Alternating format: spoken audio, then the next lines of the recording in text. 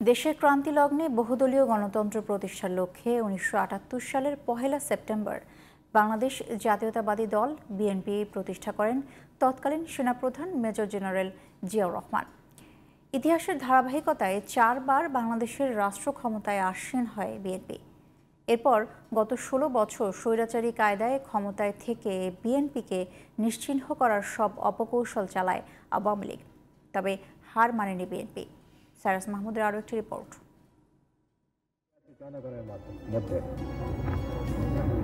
তাদের মধ্যে যেতে হবে, তাদেরকে সংগঠন করতে হবে এবং সর্বপ্রকারের উন্নয়নমূলক কাজে হাত দিতে হবে। স্বাধীনতার পর রাষ্ট্র চলছিল শেখ মুজিবুর রহমানের নেতৃত্বাধীন আওয়ামী লীগের স্বৈরাচারী কায়দায়। যুদ্ধ বিধ্বস্ত ও দুর্ভিক্ষপীড়িত দেশে গণতন্ত্রের পরিবর্তে কায়েম হয়েছিল একনায়কতন্ত্র।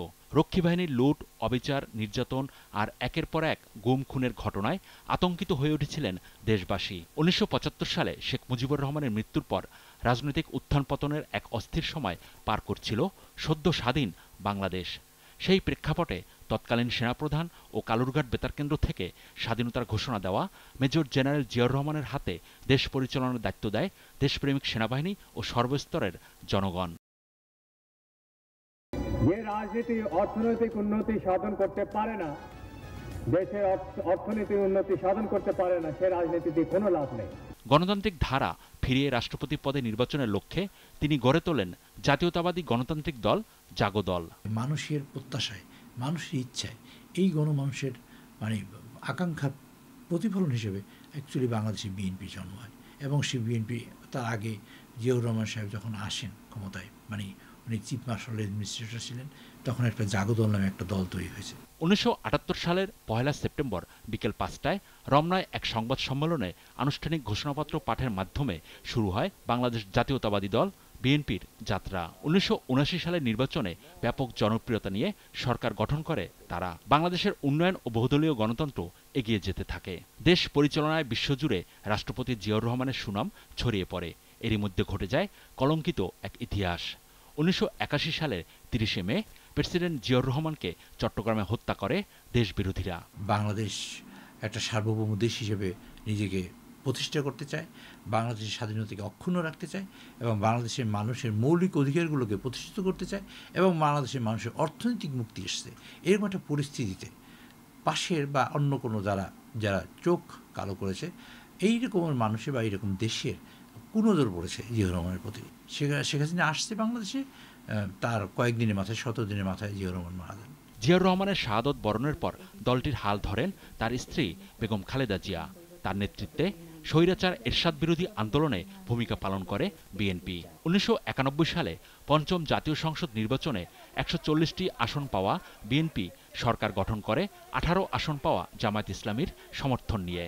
১৯৯৬ সালের ১৫ ফেব্রুয়ারি অনুষ্ঠিত ষষ্ঠ জাতীয় সংসদ নির্বাচনে নিরঙ্কুশ জয় নিয়ে সংবিধানের ত্রয়োদশ সংশোধনী আনে বিএনপি। এর ফলে প্রতিষ্ঠা হয় তত্ত্বাবধায়ক সরকার ব্যবস্থা। ওই বছরই ১২ জুন তত্ত্বাবধায়ক সরকারের অধীনে অনুষ্ঠিত সপ্তম সংসদ নির্বাচনে ১১৬টি আসন পেয়ে বিরোধী দলের ভূমিকা পালন করে বিএনপি। ২০০১ সালে ১৯৩টি আসন পেয়ে চতুর্থবারের মতো সরকার গঠন করে বাংলাদেশ জাতীয়তাবাদী দল। তৃতীয়বারের মতো প্রধানমন্ত্রী হন বেগম খালেদা জিয়া। ২০০৮ সালের ডিসেম্বরে কারচুপির কালিমামাখা নবম সংসদ নির্বাচনে ৩০টি আসন পায় তার দল।